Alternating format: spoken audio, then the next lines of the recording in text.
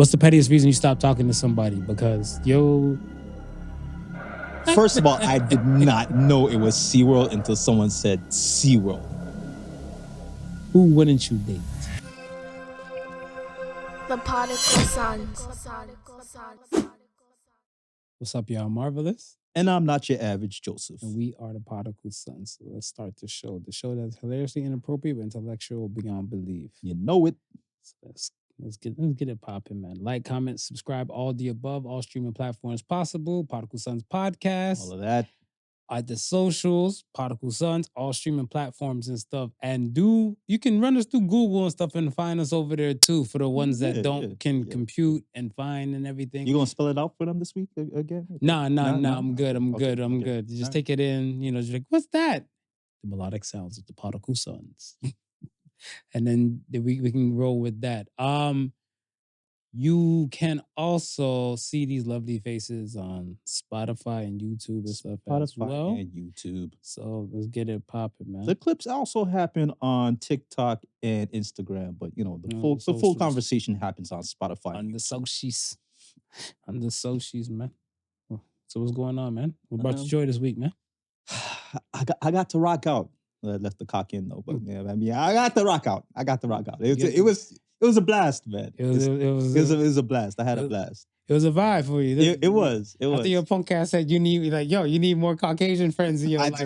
I do. Because I look at it like this. And the older brand too. I don't know if I can the young Thundercats.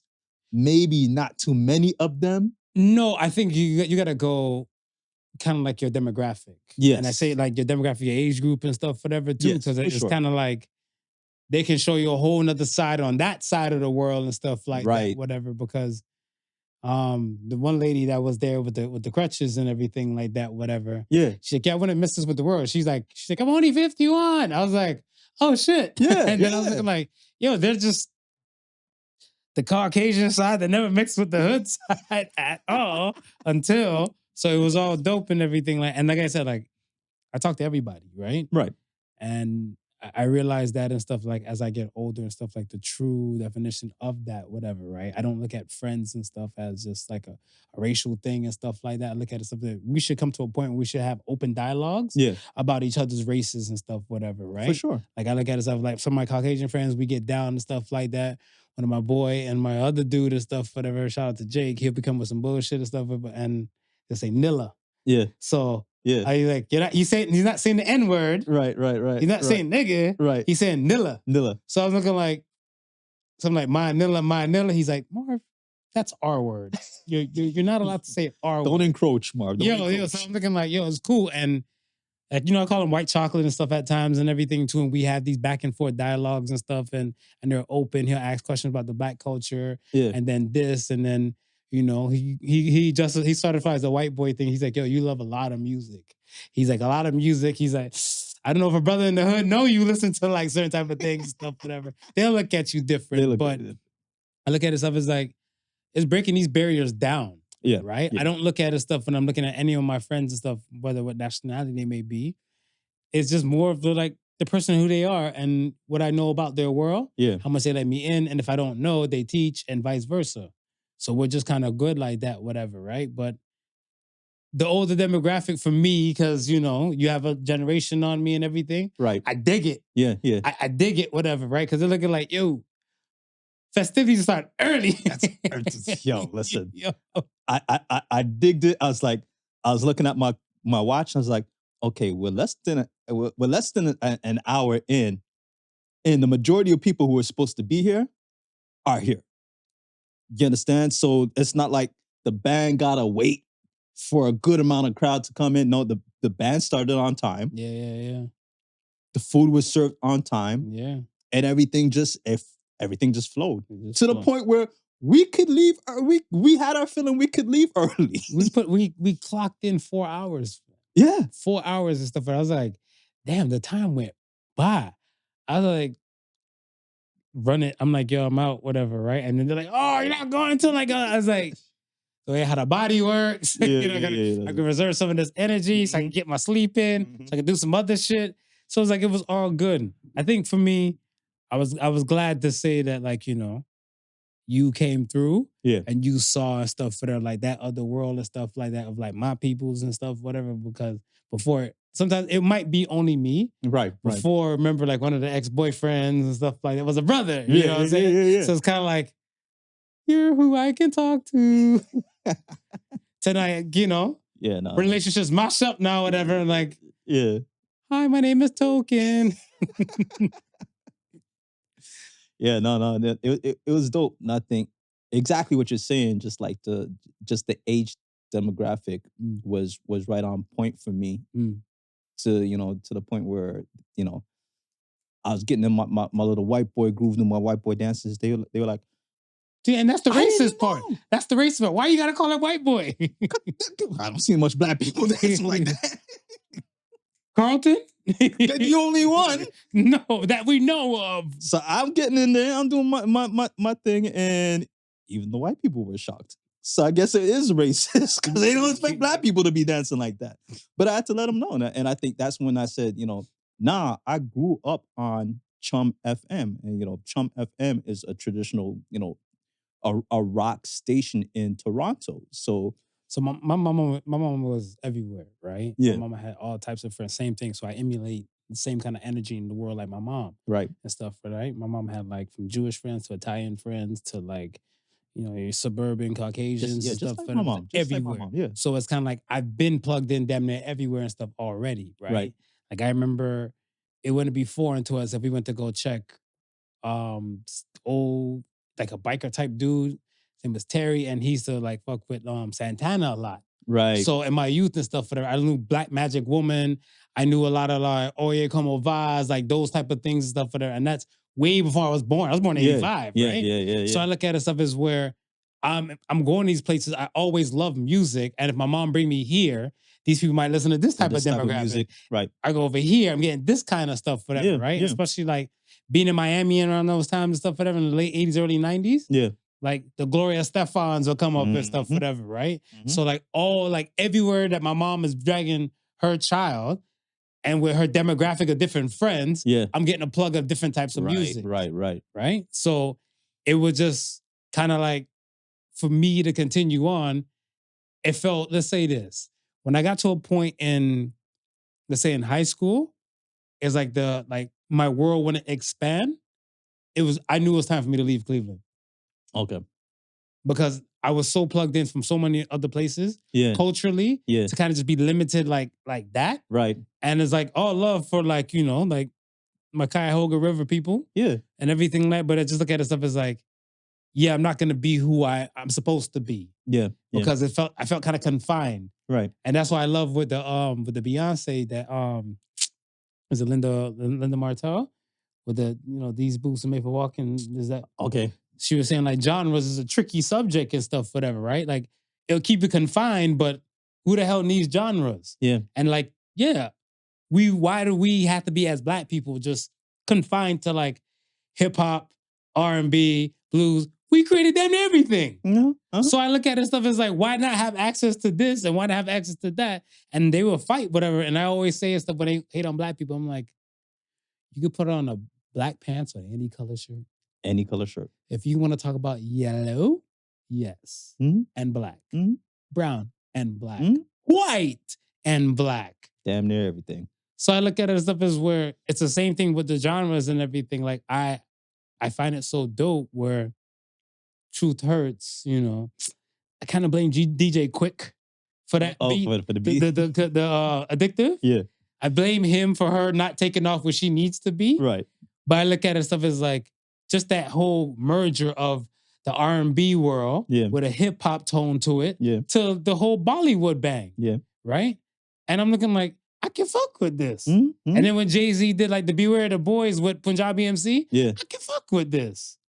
But it's just that like we need to start trying to merge worlds and stop looking at like color as a barrier to these things and let's start with music. Yeah. Yeah.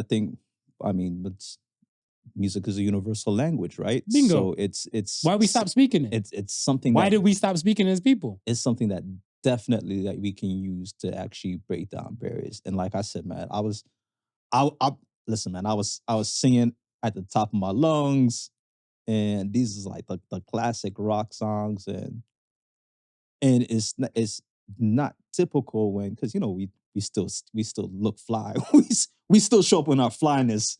It may be a little bit too fly for the regular Caucasian folk, but we No, still the guys have like the muscles, the beaters on. yeah, Just the beat shorts. yeah, you know what I mean. So we still in our flyness. So when we're in our flyness and singing rock and roll songs, to them it don't match up. But for us, it's an everyday thing, man. And I think, like I said, man, it was dope. I had a lot of fun, and it was good. It was hot though. It was Yo, this heat wave is popping, man. This heat wave is not a drill. Whatever. It's not a drill whatsoever. That's why, back in the showers. My hoochie daddies. I'm telling you about you almost started three weeks. Yo, the 3 weeks. I've been on hoochie daddy mode and stuff forever for a minute, whatever, Yeah, showing off the mailman cabs. Daddy, came with the preps today, whatever, I'm out here stepping. What brought me joy this week?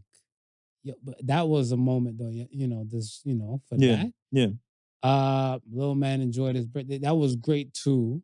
Dope. He's 8 years old and stuff and everything like that, whatever. And did you guys do anything special? Or? All over. I ain't telling the world. Don't stalk me. Right. But we had fun. We had fun. Nice. I would, and you know what else did bring me joy at the beginning of the week, and it's still riding on it? The Ying Yang twins performing at SeaWorld. Yes. Okay, look at the joy it brought you. I seen it. Let's talk about it. I seen it. Let's talk about it, man. Like, first of all, the Ying Yang twins need their roses. Let's start with that.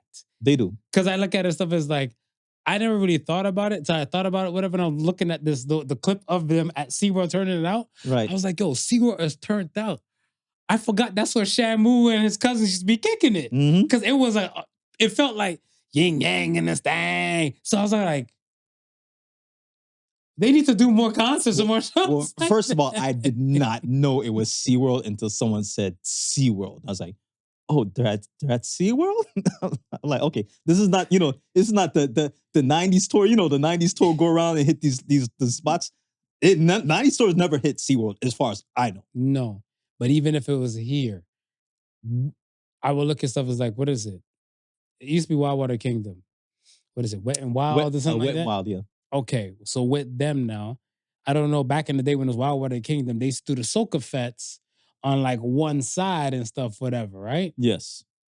If they could convert that into more of a stage area for them. Like a little bandstand. Yeah. And like you still get into that little shallow pool. Right. Your Gang twins need to go there. They got my money. They got my money. No, they got my money. It was dope to see them because again, it's like it was almost.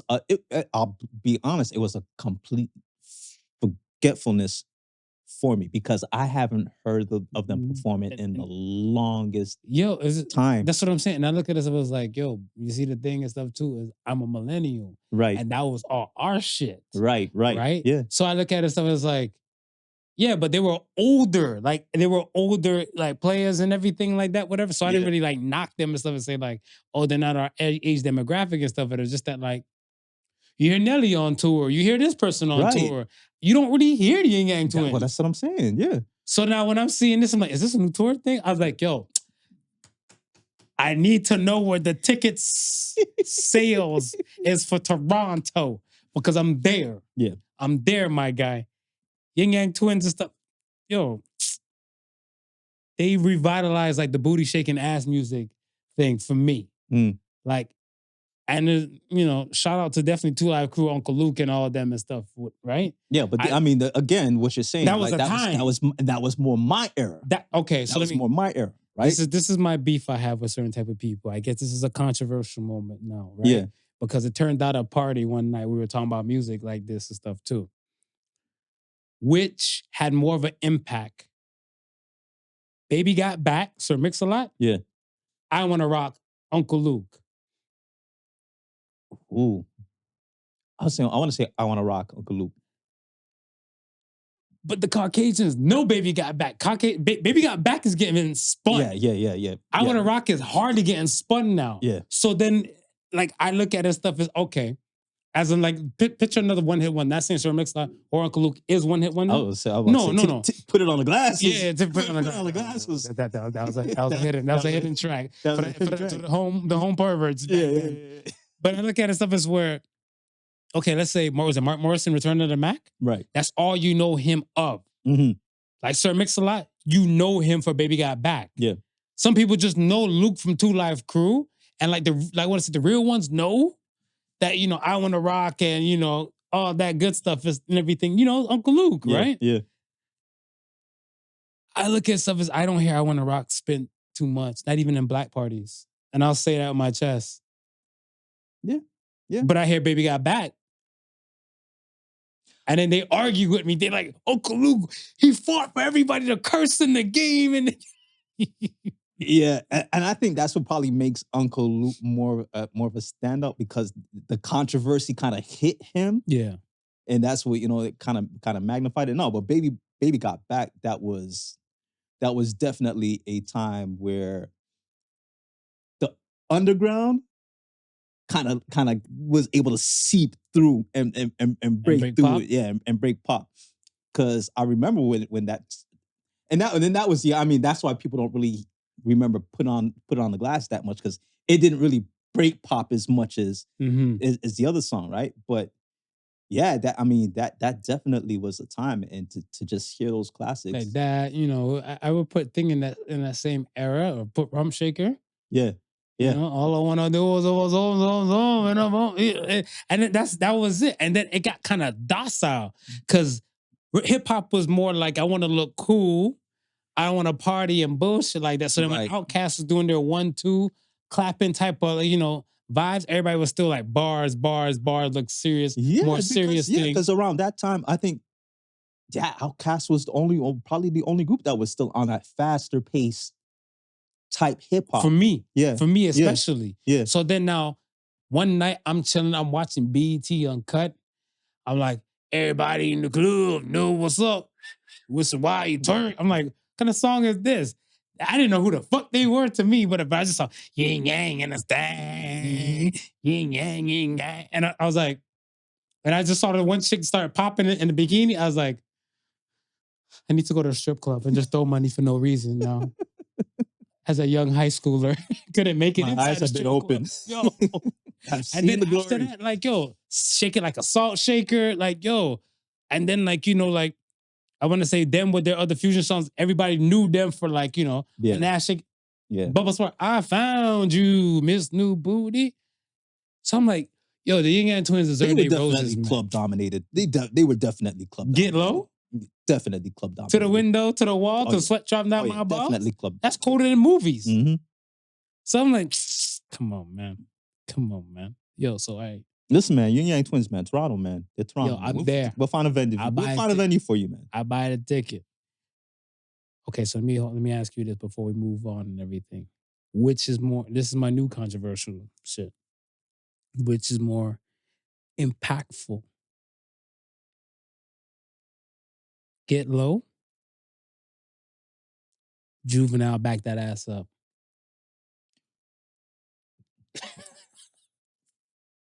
Cash Money Records taking over for the 99 of the 2000. I mean, both have all races. Damn. Both had all races. I went to an NBA game.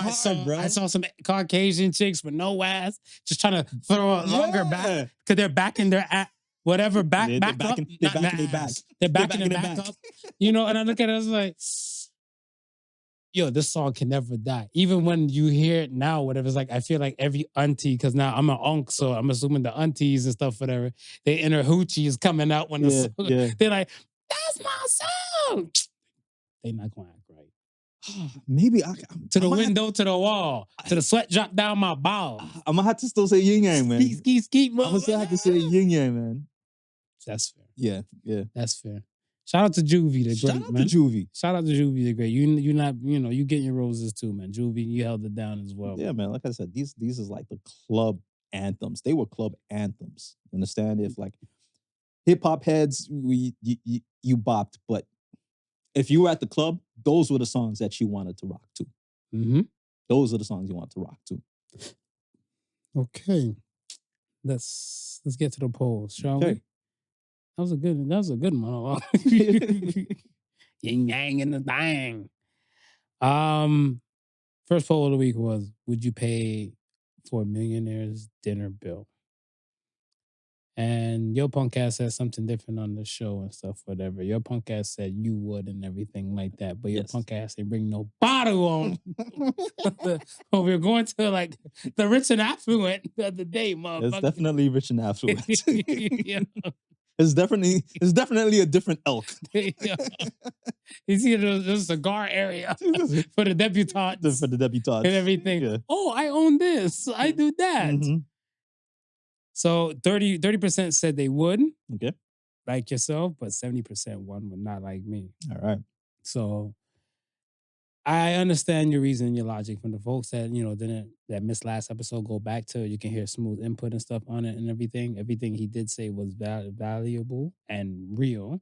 And I do agree with you and stuff like that. But I'm not expecting everything from the multimillionaire. But I look at stuff as where, I might be a kickstart while you're a booster. Yeah. I might think I'm this shit, but I'm actually a skid mark, and you're really the whole sanitation company. So I mean, help a brother out. But I get it though, because like I said, even like again going to that friend's house and everything like that, I still carry a bottle, Right. right? Because I look at it stuff as where, yeah, I would like the feeling and stuff that like, yo, you're not using me just for my money, Right. and everything and stuff. So that's why I would never kind of go empty-handed in like settings or scenarios and stuff, just in general. Yeah. Okay. So the next poll of the week it wasn't a percentage one, but it was, what was the pettiest reason you stopped talking to somebody? So you had to drop your answers and stuff in the comment section and stuff of that post on the Podical Sons Facebook and Instagram and stuff as well, folks. So to participate in that one and some other ones upcoming future as well. Yeah. Don't be shy, participate over there and we'll tell you and stuff over there as well. So, but tell the folks, man, what's the pettiest reason you stopped talking to somebody? Because your shit is wilder than my shit. And I don't know how you still alive. And you have somebody. Go ahead. Well, I guess, like I was saying, she farted before we got to the burp stage of the relationship. People fart. Yes, I know that. You know that.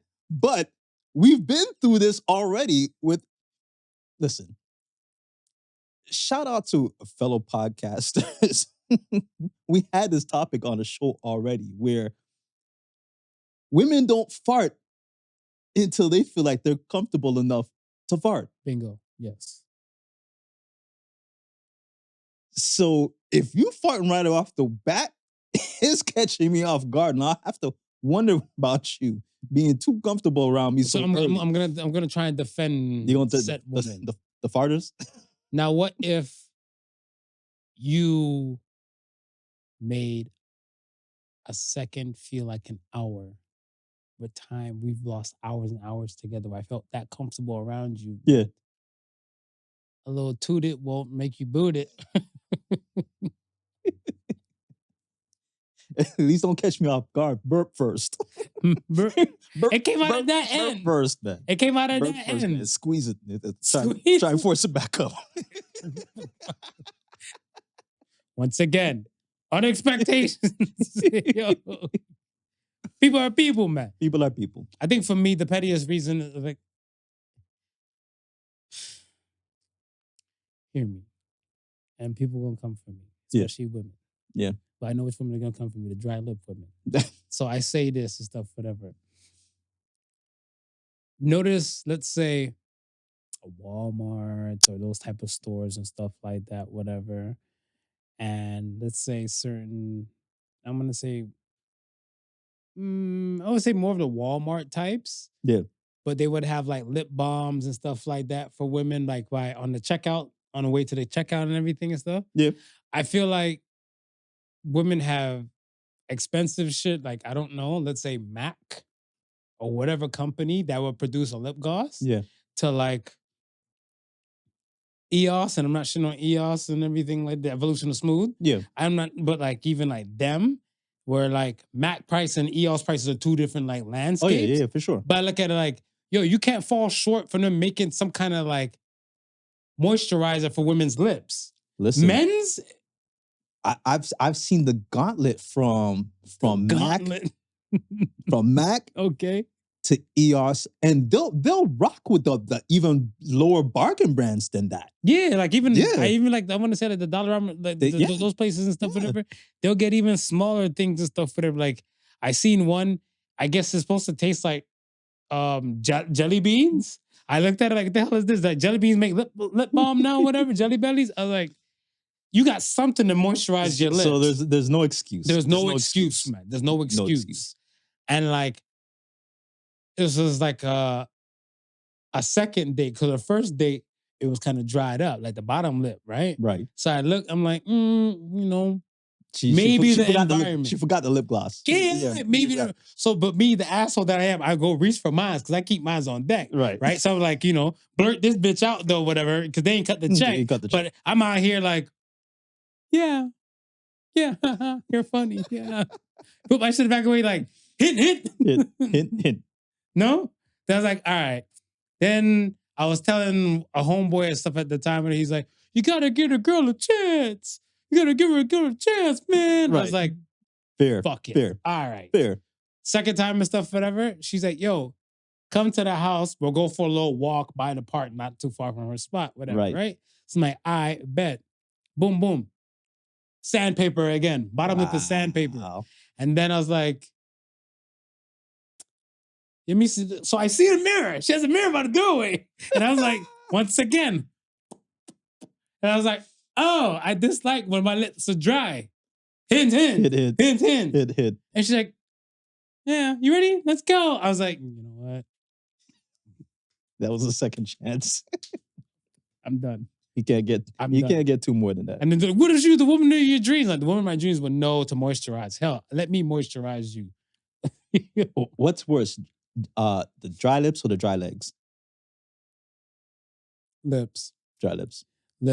Because I look at stuff as where I realize that some people really don't believe in lotion. Yeah. Right? Yeah. Black people included. Yeah. There's a black lady I know I work with. In February, I lost my shit. I'm like, during Black History Month, you should not be ashy. I don't give a fuck how cold it is. Yeah. Our ancestors and stuff, whatever. That's the deal. You know, I got vexed. I turned it into a rage moment, whatever, right? And she always laughed. Right. She always laughed. She's like, I remember it was Black History Month the one time. Like, yes. Yes. I told you I had shea butter in my drawer. Let me go get it from my office and bring it back. To be like Ashy Larry. What the hell? You know what I'm saying? So but I look at stuff as like a lot of people wear pants, and then a lot of people like do a lot of things with their hands. So like, right, yeah. Most of the soaps and stuff that I feel like, you know, certain places and stuff have like a decent amount of alcohol, and the drying of like people's hands, you can kind of see and understand it. Right. So I don't hold nobody to court and stuff for that. Whatever the dry lips, just pull the LL. Pull the LL. Know what I'm saying? That's it. Sandpaper for a woman? No. Yeah, no, that's harsh. I'm like, yeah, it's not you, it's me. Straight. Some scrape off your face. We should try to kiss you. Yo, set my lips on fire, man. Yo, sandpaper? No, we're not doing that, man. All right. All right. Cook time.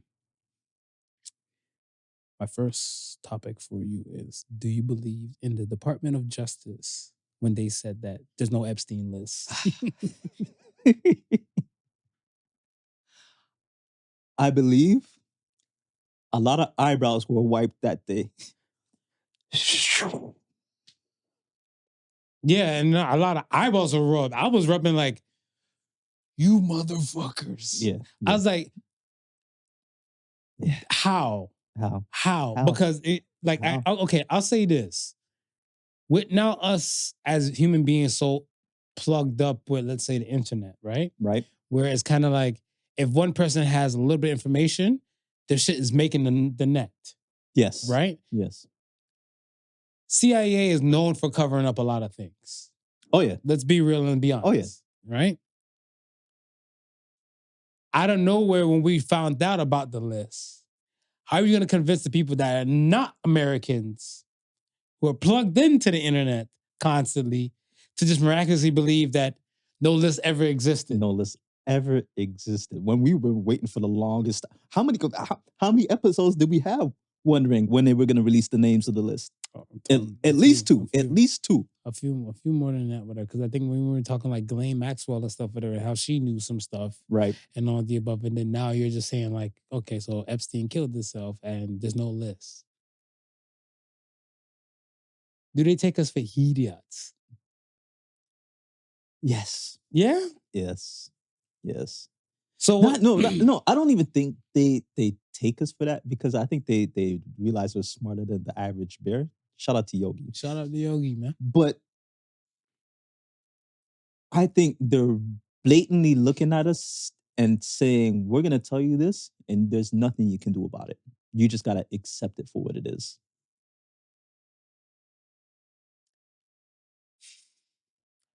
I get where you're coming from. Yeah. I get where you're coming from and stuff for that. But like, who the fuck would take it laying down when even like, let's say, the real political pundits, right, even in America, are looking like, what?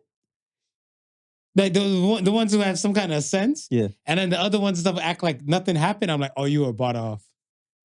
You were paid off. Yo, I saw some people on Fox News. I'm like, oh, you were paid off. Yo, you were bought off because these were the same people that were just saying like, how many names might be on this and stuff, whatever. They say possible President Trump and stuff, whatever. That's head of Jay-Z, a Beyonce, a Bill Clinton. There was a and now who was already thought about who was on this list. And then Alakazam. The last thing I seen, I actually seen it today, was Prince Andrew is now able to roam about freely. Because the list now no longer because the list no longer. This was the man that almost confessed. Not only that, but I look at it stuff as where, you know, a good portion of stuff there, people did not know that Prince Andrew even existed. Yeah, yeah. Because they're like, Prince Charles? I'm like, no, Prince Andrew, the younger brother. The younger brother, yeah. This is a younger brother? Oh, he hears about Prince Charles, Princess Diana, Prince Charles, right. Camilla, Prince Charles. Until this list. That no longer exists. All right. Fuck it. This is the time where you say your Men in Black zap shit again. Just zap me. just zap me. Because let me forget about when you talked about this list, so I don't have to just.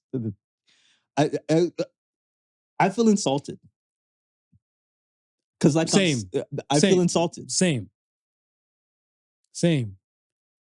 And I would look at certain people different if I was close enough in proximity to them. Yeah.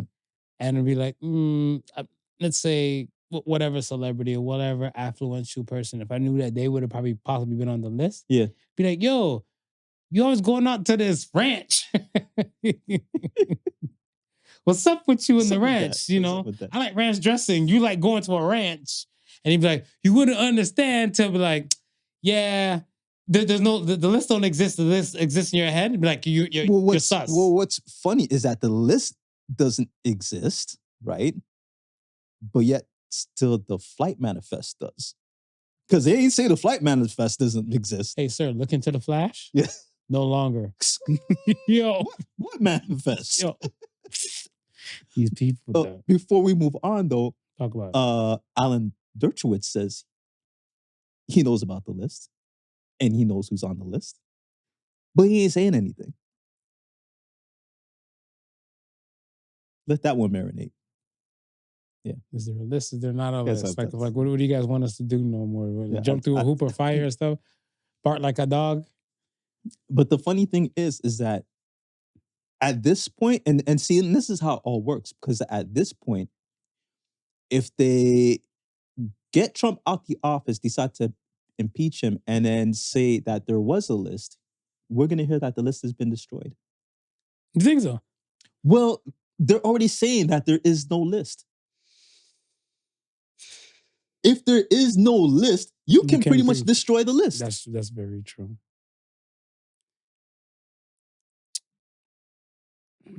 These bastards, like, yo, I hate these. Hate is a strong no, because it. I think the thing and stuff what gets me flustered about it and stuff is that like, yo, we knew what the deal was, whatever, all the above. We're all plugged in, we're all tuned in and stuff, whatever. You didn't Men in Black zap us and stuff like that, but now we're supposed to just act like, and then, other people are getting off and stuff for some other charges that they're supposed to be held for or whatever, right? Because I want to say there's a good portion of like young ladies that kind of came forward that, we were flown back and forth for this and stuff, and the monsters that's supposed to be put to bed, you guys want to let the monsters roam free. But you campaigned on saying you're gonna put these monsters to bed. Yeah. But I look at it stuff as where I saw this beautiful portrait one day, whatever. It was like a wolf, right, on like a podium. Yeah, and below the podium, like in the grandstand and stuff, whatever, it's like a ton of sheep. Yes. I seen it. Ton of sheep and stuff, whatever. And like when I'm elected, I'll become vegetarian. Yeah, that's what the wolf said. That's right? what the wolf said. You say whatever to get in. Mm-hmm. You see the man's doing a lot. He's doing a lot. He's and none of what he said to get it. All right. No, he did a few. He did a few? He like, the trans rights things and all those type of things. Yeah. He did a lot. But I think like that he did. The Latino folk and stuff that like a lot of them are questioning their voting tactics and stuff, whatever. They fell for that one. Yeah. Who wouldn't you date? A liberal or a conservative? A liberal. You wouldn't. A liberal. A little bit too free thinking for me. I think with a conservative, I kind of know what I'm gonna get. A liberal might spring something on me that I'm not prepared for.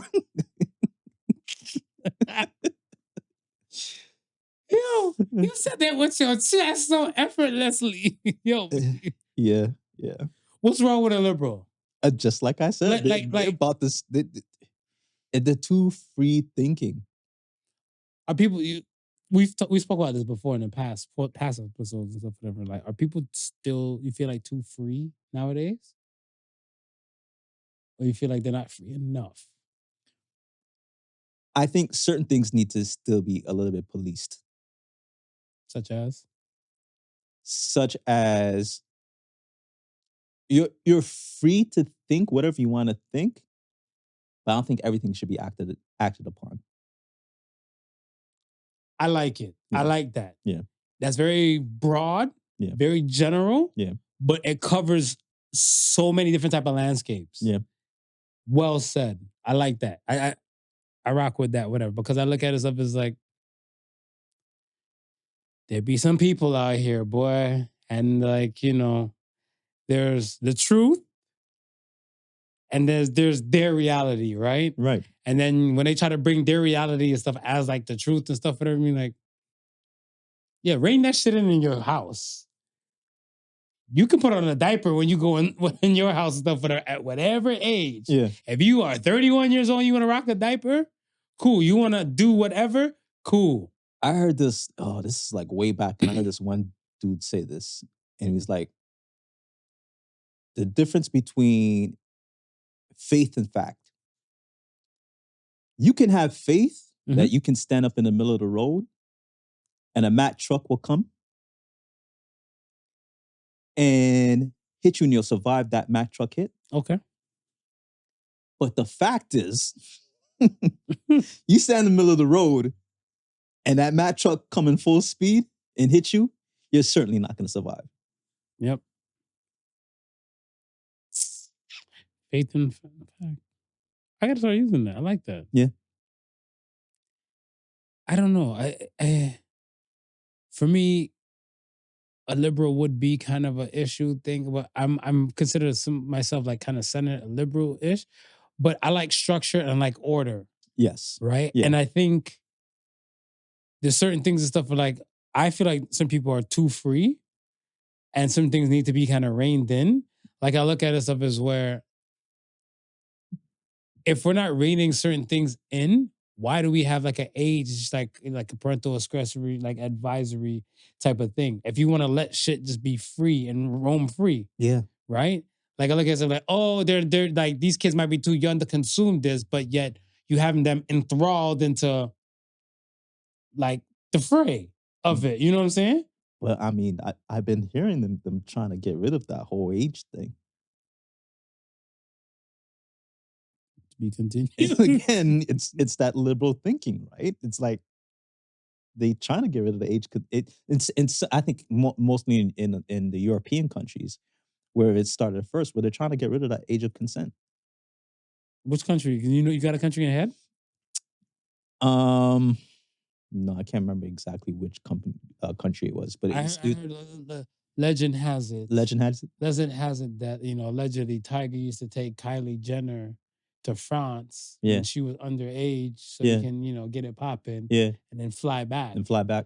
and stuff like because it's not legal in the state of California to that degree. Well, I mean, it's in France where all the libertarians come from. The liberté, The liberals, the liberté is not where is not the birthplace of libertarians. I'm gonna mind my business. I'm just shooting it out there. Here's I just don't know. just If cause the it things hits a target, it hits a target. I'm just throwing darts. all Yeah, right. just throwing darts.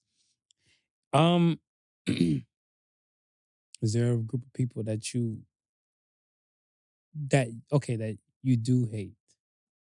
No, but don't even say it yet. Hold on. Okay, Wait for it. Okay. Would you say it for the right price and setting? For the right price and setting. So, okay. Now we can even say like this could be a Patreon kind of conversation. Right, because right. if that be the case and stuff, because I look at it stuff as where you got to pay the cost to be the boss to say some shit. Yes. Right? You do. And I look at it stuff as where we're living in a landscape and stuff where, they'll pull up an old damn tweet on you and all for the sure. above, right? 100%. But I look at stuff as that where when you're in the paywall range, these are already your tribe. Mm-hmm. It's kind of like this. If you're to fuck my woman, Yeah. right? And I know you run an OnlyFans. Yeah. And the only way I can confirm it is if I have to pay for your OnlyFans to see if you put my woman on there, stuff like that, whatever. Right. I'm your tribe. Why the fuck would I want to see you pipe my woman? Yeah. I just end it and just keep my sanity. Keep your sanity. No. I felt like he was a bad guy. I need to confirm he's a bad guy. And I'll be like, while you were confirming, did you manage to stop anywhere else? Money shots all over. Oh, ski. Yeah. Oh, ski. Bring it back. Yo, I don't know. Because I look at it as a word. Here it is. And again, I always bring up my Kendrick Lamar concert thing and stuff for the idea, right? Right. I said, I feel like after a young lady who said the N-word on stage and everything like that, I feel like I asked a few peoples and stuff, Caucasian, not all, but a few, like, would you pay your money to go to a rap concert and you knew that you got in a secure section where you can let the N-word just fly free with security guards and stuff like that, whatever, and everything like that. Like, you won't be down there with everybody, but you might be one of those VIP boots. Right. You know, you got like 2 bouncers by the door or whatever, Yeah. Man down, where you from, my nigga? Let that fly. Let it fly. Because you paid your money. You paid your money. Now, if I see you come out the box and everything like that, I didn't see you per se drop these words. Right. But I heard sounds on the other side of the door. It could have been anybody in that box. For all we know, there's a few black people in the box too. Because some black people condone some non-blacks saying N-word. Yeah. Right? Yeah. I look at it, I saw a documentary with I think these black Crips, and this guy was Asian, and he was using the N-word, and it was flying. Yeah. He was flying off the hinges, and they're like, ain't nobody worried about that all here, cuz. And I was like, I was like, no, not me. Yeah. Not me. Yeah. And then in New York, you got a few folk and stuff with the Latino folk and stuff letting it fly. And I don't know, because like everybody says they're Afro-Latino, you know what I'm saying? But I don't see, like some of them, put like this, if you don't look the part,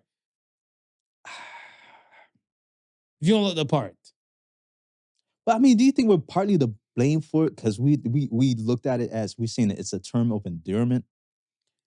If we're part of the blame, Yeah, that whole looking at it from a term of endearment, like we're removing that the connotation of what really means, and we're saying now we're going to use it as my brother. And I'm not making it as an excuse for a good portion of Black people and everything, because I do say the word, but I don't say. I try to break myself from saying it as much, whatever. Yeah, I would say no, because we don't make excuses for adults, right? And Right. even if it comes to the children and everything like that, whatever, I still feel like there should be like a conversation that should be had. Like let's say if I'm an East Indian parent and I hear my kid drop this word, yeah, the first thing I'm gonna ask them is stuff, are you trying to be Black?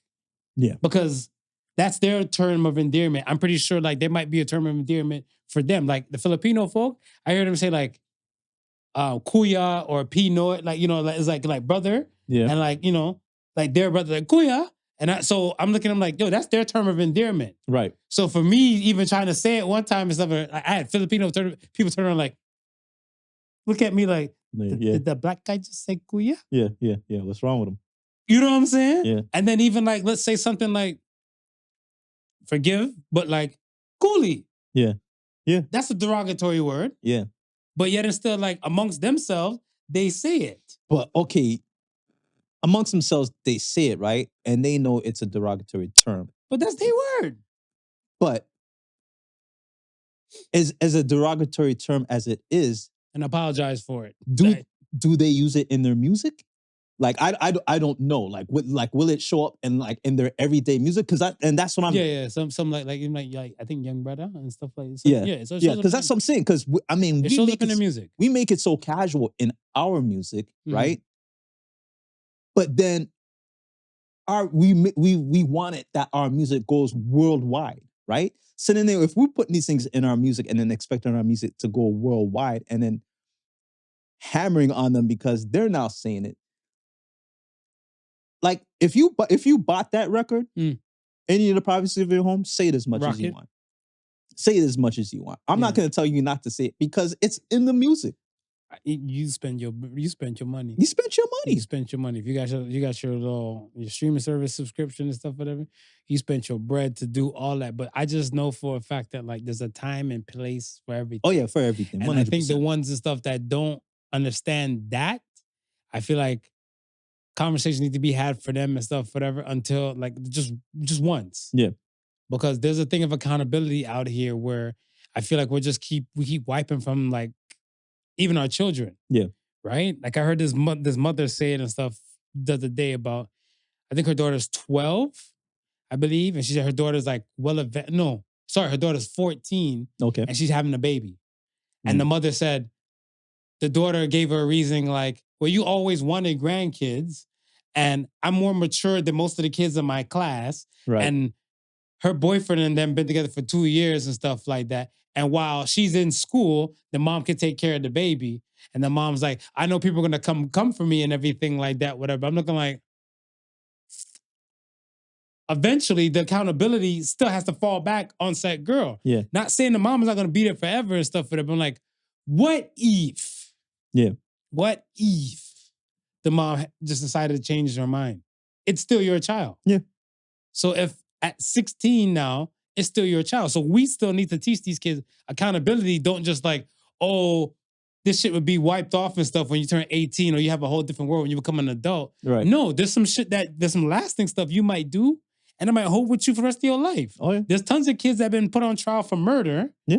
And like, let's say 10, 11 years old, trial as adults. And they still riding out their sentence and stuff, whatever.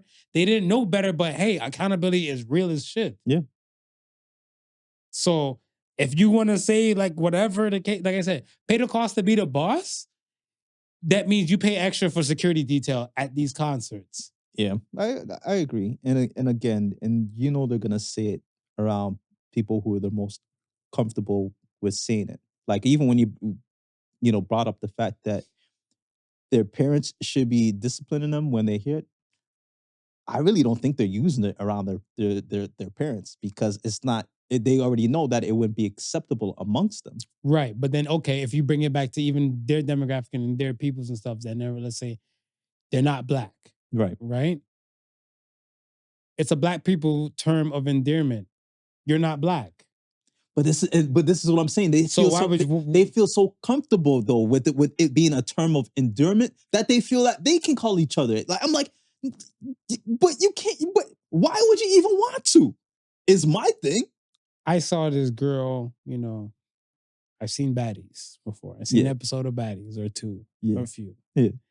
Because it's just fights and twerks. That's all it is. Fighting and all it twerking. is.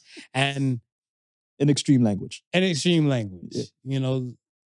I seen a chick walk up on there who was not black and said it so freely and everything like that. And she got mollywopped. Mm. And then she said, I said it. And she said it again. Yeah. And she got beat up again. Right. Right?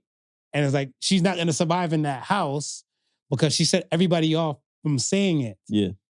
So now she's like, I come from a world like, it's just like, like da-da-da. Yeah, you're saying it around the right black people. Right. These are the wrong black people what to I'm say. saying. Michael Richards, That's what Kramer, I'm saying, yeah. the wrong black people.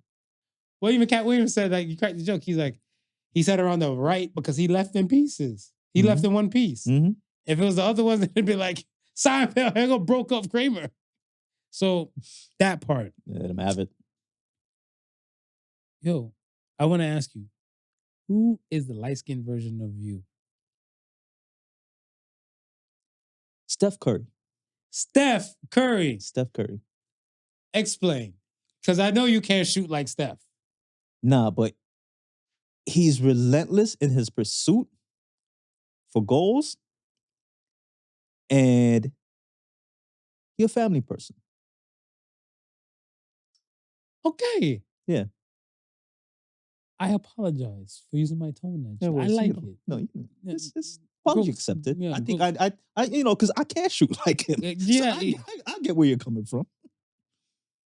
I would say for me, it would be a cross up between Trevor Noah, more so, Okay. Hmm. and a little bit of J. Cole.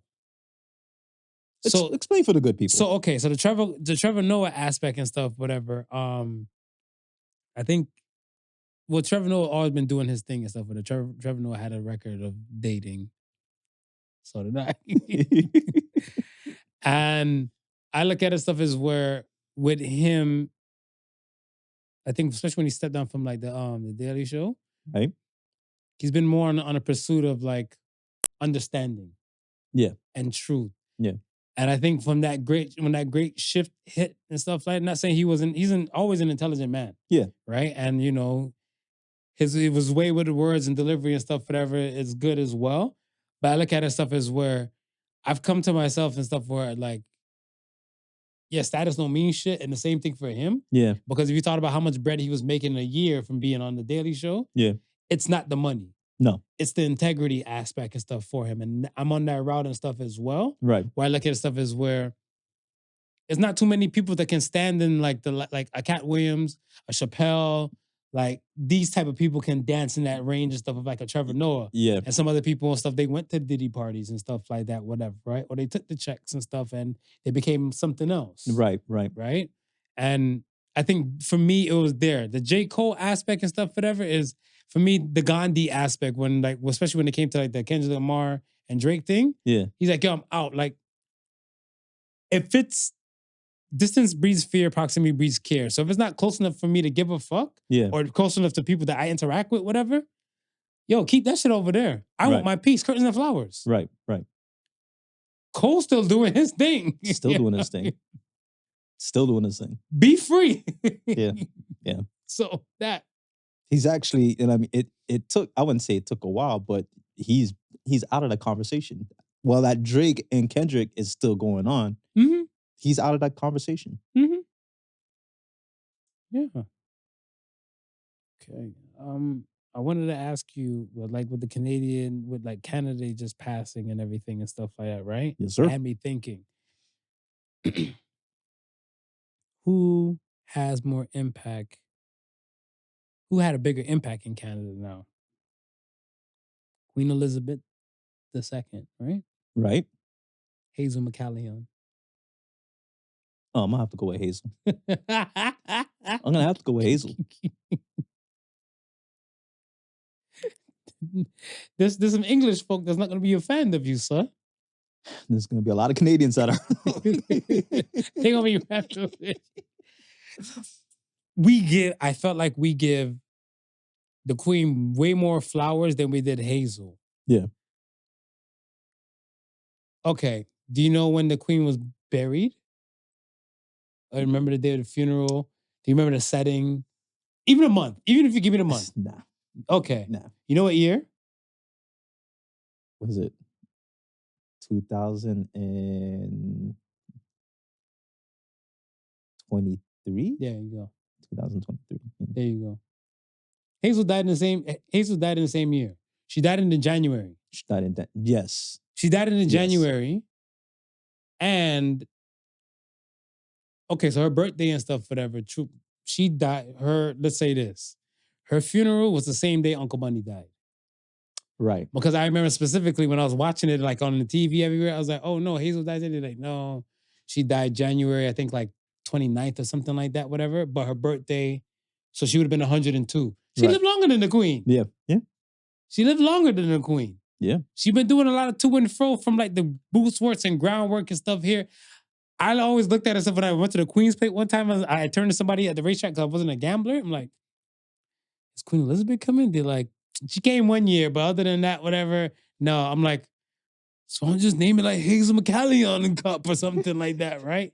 They're like, Hazel we're gonna sit out. I was like, I don't think they gave Hazel her proper treatment and stuff, whatever. No, they didn't. Hazel had been running shops since like, let's say, I think the early 80s. Yeah.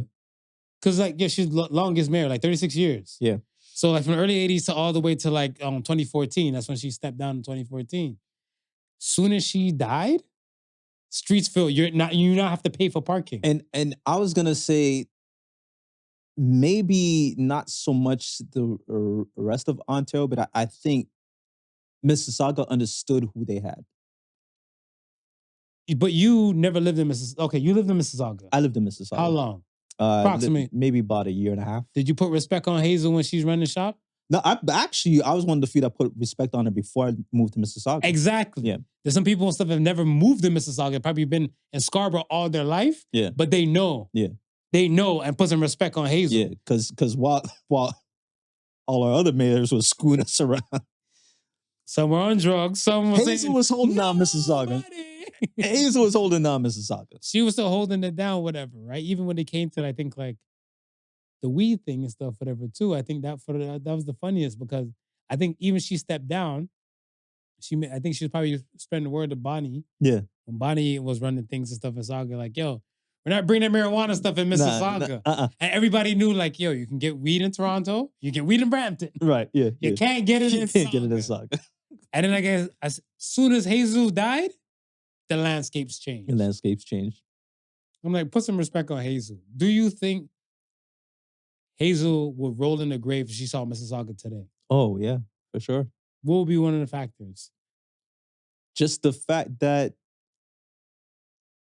the streets, how the streets are being handled. Like when she was around, Mississauga was a much cleaner city. The whole totality of Mississauga was a much cleaner Meadowville and everything. Was a much cleaner. Because like, okay, now for an implant, yeah, you guys didn't have municipalities before? So it's like you have different sectors were like running things. How did that work? Because Toronto, I found out that Toronto is called the 6. Yeah. I thought it was 416. But they're like, no, it was 6 municipalities. Yeah. Just for Toronto. Yeah. So explain the municipality for people that don't know. Well, I mean, with Toronto, it was broken down into the GTA, and then outside of the GTA, you would have the Peel region. Right. And then you would have like Durham region. So Durham region would be, I want to say, maybe Vaughan. I think Vaughan would be the start of it. Okay. And then you had places like, okay, that's C name. I can't. It's slipping me right now. Okay. But just above Brampton. Caledon. Caledon and Bolton, that would be considered the Durham region. Bolton and Caledon and Bolton. Caledon, Bolton, And Brampton? I'm thinking Vaughan. No, Brampton would still Be Brampton is Peel, Okay. right? They would be considered, let's say, the Durham region. An right? approximation, like how long ago was this? This was it's still to this day, still to this day. And with Because the municipalities weren't there like smaller pockets, like there's Streetsville, right? Yeah. There's Meadowvale. Yeah. There's like even look at Toronto or whatever. There's Etobicoke.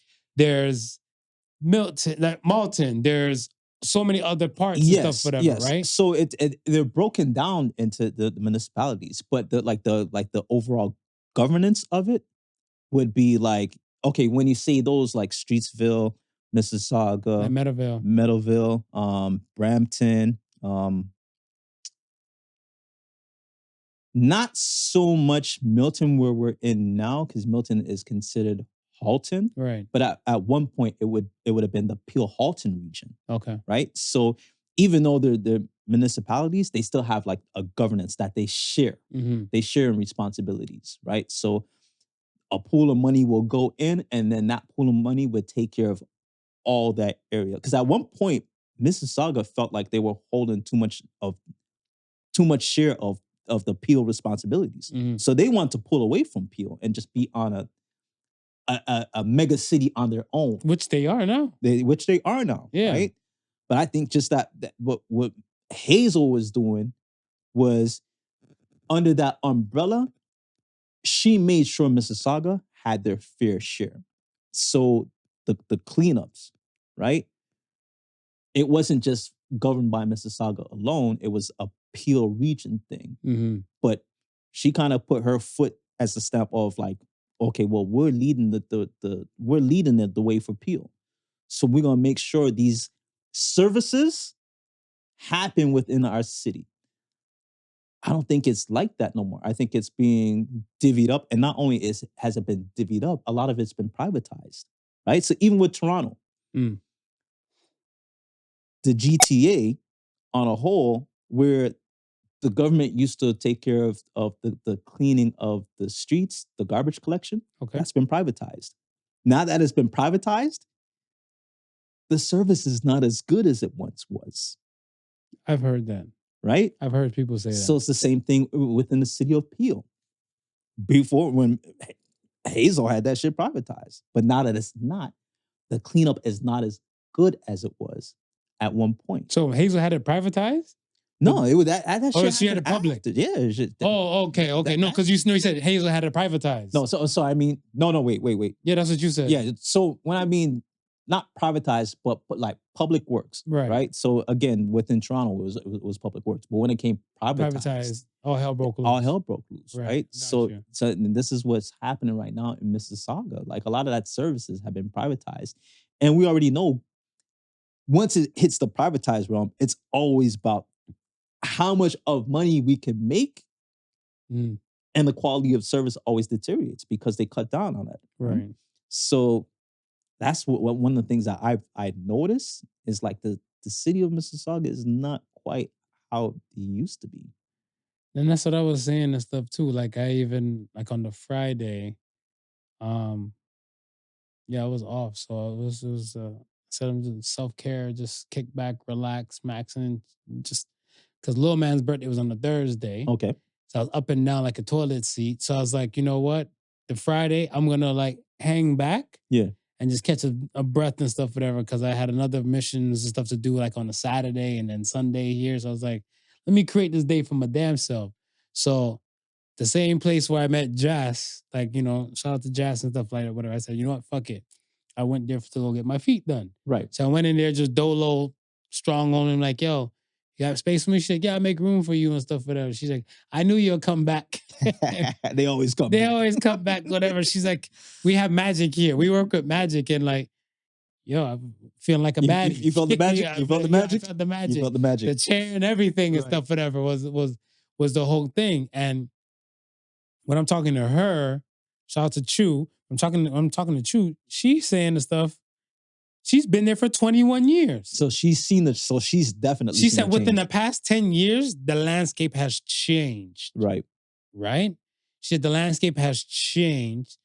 And then she told me, because like as a new Missisauga, Missisauga man, Yeah. Coming onto the streets and stuff, whatever. Like she's telling me, she's like, yo, 2 years ago, you didn't have to pay, like, a few years before Hazel died, you never paid on the street. It was impossible to get parking on the street. Right. Soon as Hazel closed her eyes, you pay for this, weed went up and everything like that. And I was like, the change. See, and so for me, and that was another thing with Hazel. She was really good when it came to the budget. So they didn't need to collect money from the parking and stuff like that. ooh, so what's going on with Toronto? Come on, Toronto. Everything is bloated in Toronto. Bloated, not even inflated. Everything is It's bloated in Toronto. Yo, I'm not. I like it. Okay. Oh, Think of it, for the longest time, like this, and she was one of the reasons why, like the TTC train line never came to Mississauga, because she was just flat out against that. And then after she stepped down, now you have now you have the expansion into Mississauga. That's true. I remember when TTC went on strike and stuff, whatever. Those people in Mississauga was chilling. Yeah. My Way was still in action. Still in action. Okay. Let's get to the question of the week, man. Question of the week. Do you always respect someone else's lawn? I do. You do? Yeah. Now, I realize a lot of people don't. No, a lot of people don't. Why? Why do you think? Okay, tell me, why do you respect somebody's lawn? Like, say, for example, you're able to park in front of my house. Right. Right? I have a little lawn thing and stuff like that, but you're not coming to see me. Right. You're coming to see my neighbor. Right. Right? Yeah. But spot available for you to park is right in front of my spot. Right.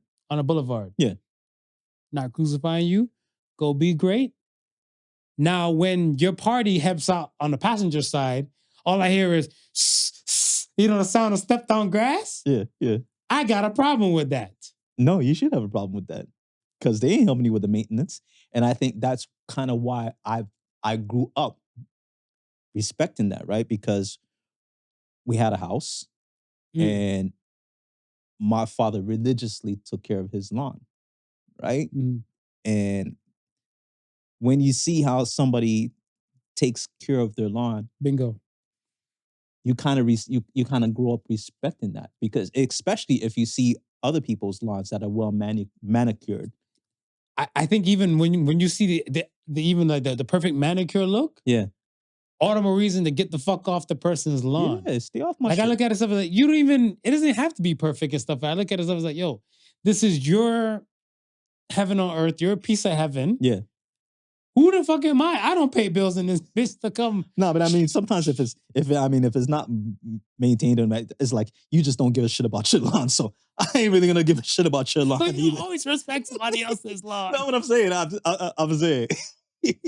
You've exposed yourself. If the respect is there, then I'll respect it. Wow. If the respect is there, I'll respect it. But because I know what it goes into maintaining that, right? It's like my dad was, and it's a point where I don't know, maybe it's like it's a neighborhood thing, because even the next door neighbor's lawn, like we would share in the duties, and sometimes my dad would cut their lawn, sometimes they would cut our lawn. We have a piece that was joined together. Yeah, but ain't nobody arguing who should cut it. We just cut it. Love that neighbor don't exist no more. No, right? No, it's just something in the Bible. Yeah. Because I look at it, and again, like, not everybody is like religious like that, but okay, but then check this. Okay. You've lived in an area where it was newly developed. Yes. You've been in places and stuff where like there's no grass laid down and everything like that. Did you still walk on the neighbor's rock pit before it became grass and lawn? No. Oh, okay. That's good. Yeah. And I feel like there's some people and stuff that, again, just don't give zero fucks, but yet they want people to respect their shit. Yeah, yeah. How, Sway? Yeah. Like, I mean, those are the people that did really never had to take care of shit. Those are building people.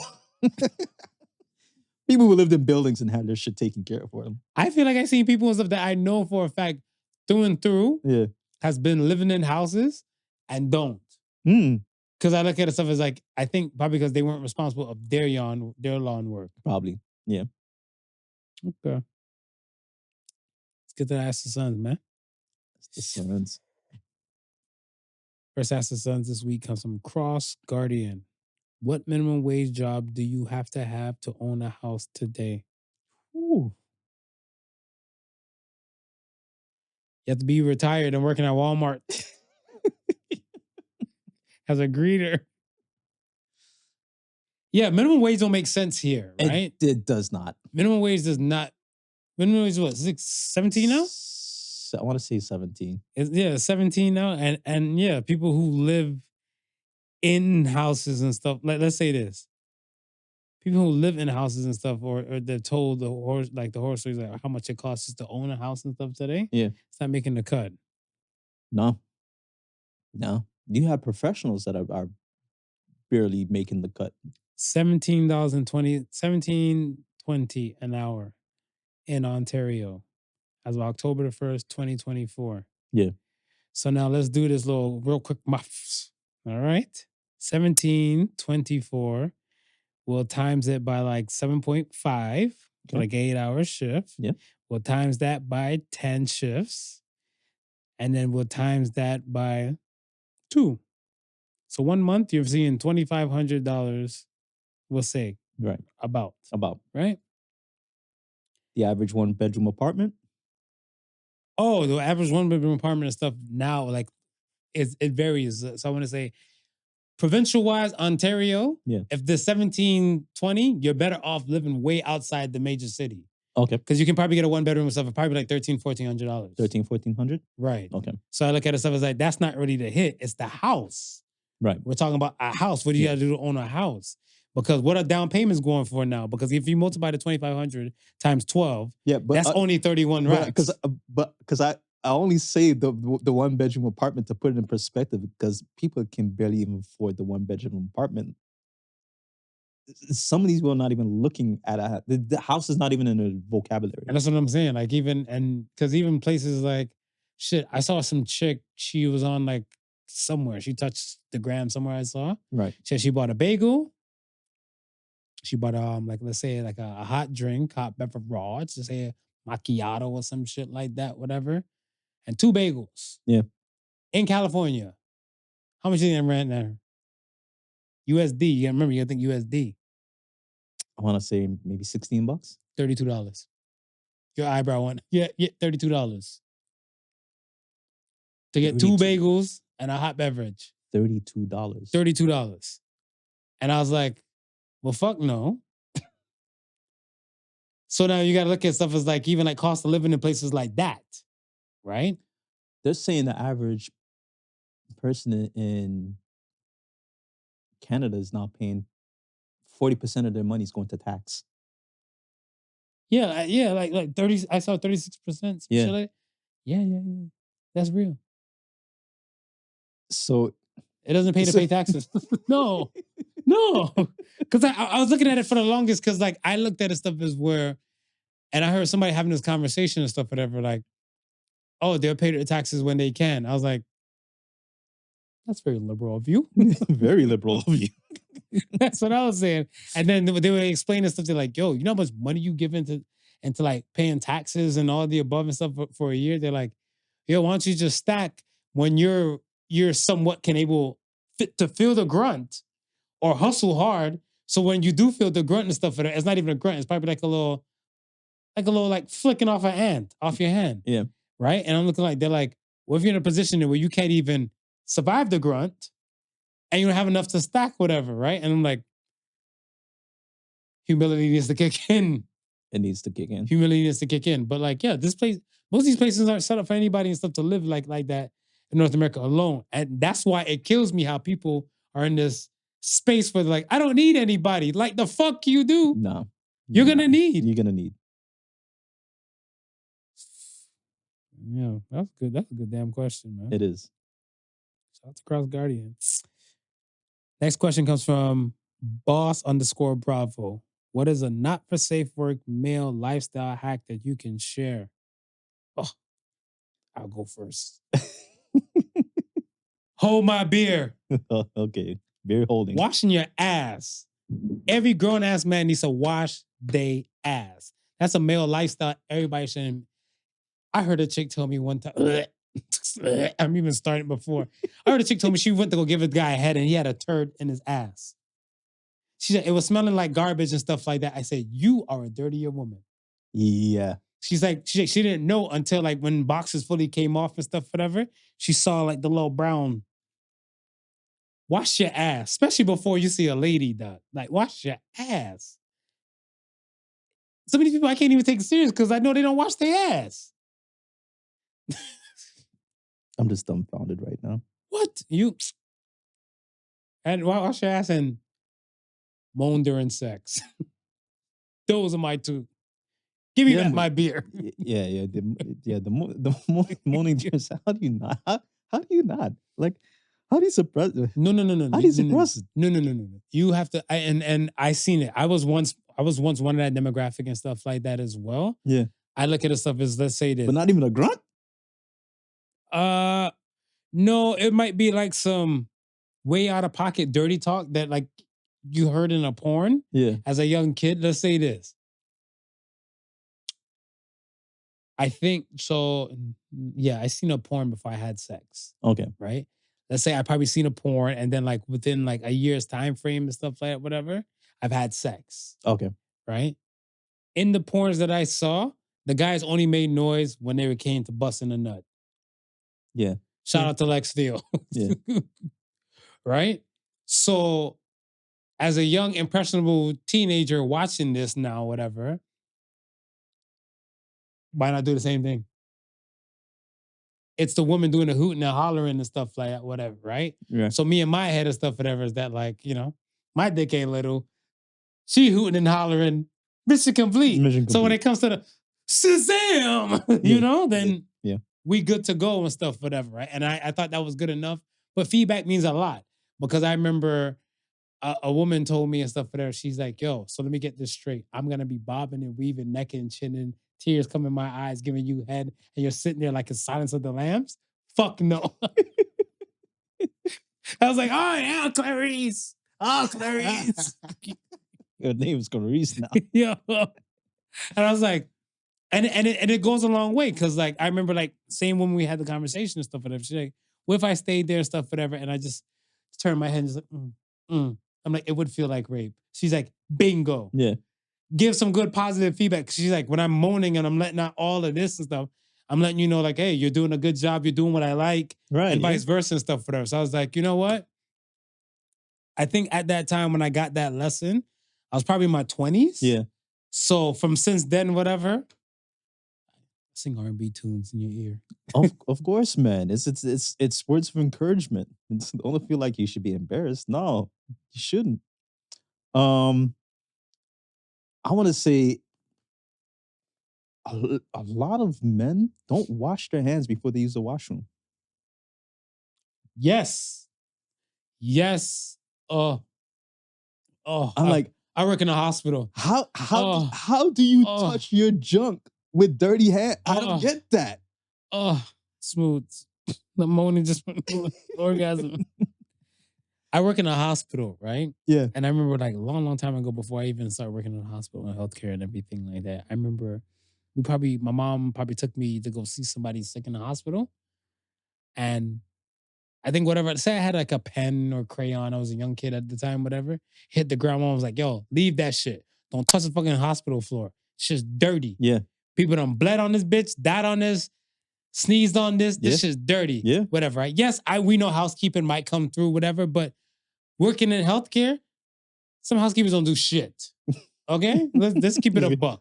Shout out to the unions. We're just being real. Shout out to the unions and stuff like that. So now, to see that like this person has touched this surface, that surface, this surface, and then they're going to the washroom, I applaud that like even like at my hospital, before most of the washroom settings, right, there's this hand sanitizer station right there. Okay. By the door. So I'm looking like, Yes, at least do that. At least do that. No, some people just raw dog touch they dick, raw dog touch they cooch. I don't know why my pussy smells like the ocean. Oh, okay. I don't know why my pH is different. Okay. All right. All right. Yeah, Shane. You're a dirty chick, see? Yeah, see? Watch the kitty, yeah? All right. Last question comes from Dreamy-Eyes. Dreamy-Eyes. What is a subtle sign someone is going to be successful? Good time management. Good time management? Yeah.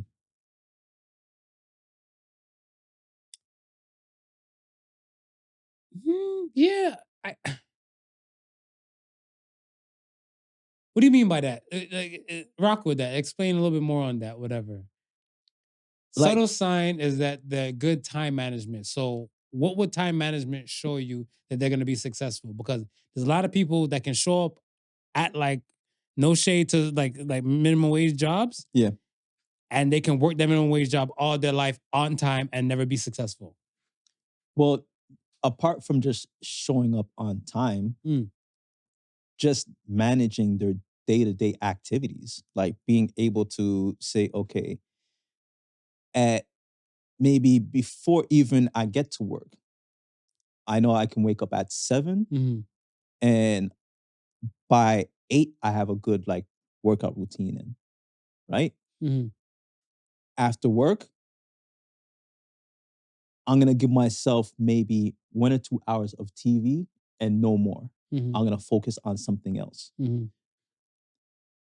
If you can manage your time effectively to accomplish more activities throughout the day, I think that's one of the keys to success.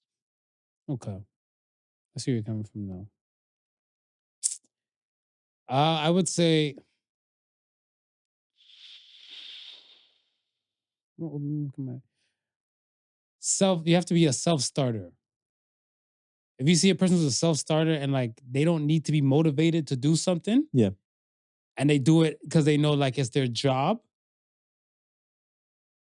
that to me shows like a subtle sign like, yo, that's it. Because I look at it stuff as where you can wake up every day and stuff and say like, yo, like, okay, I'm gonna make a beat every day, right? Right. And then you can say to yourself and stuff, whatever, you're gonna make 10 beats a week and you're gonna ship it off to these companies. Right. Or this person. Right. And this place and stuff, whatever, right? And you're packaging different styles of beats and stuff, whatever, when you're doing these things, right? Yeah.